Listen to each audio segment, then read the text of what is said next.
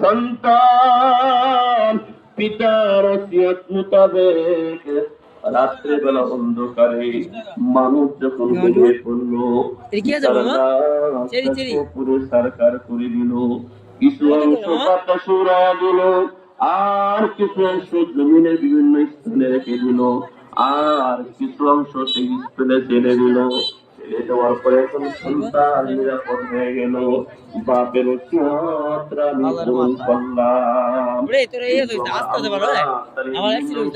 করতে পারে কি পারে না? বলেন পারে কি পারে না?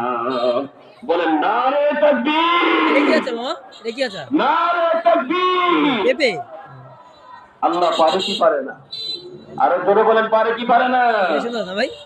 এখন আল্লাহ তাআলা ওই গোলামের রূহকে কষ্ট করলেন, ইয়া গোলাম,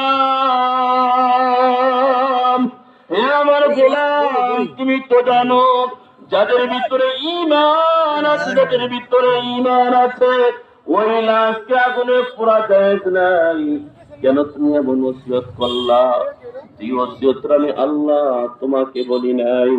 এখন সে বলে, ওগো আল্লাহ, আমি তো ওসিয়ত করেছি একমাত্র আপনার বয়ে। বলেন কার বয়ে? আরো জোরে সরে বলেন না, কার বয়ে?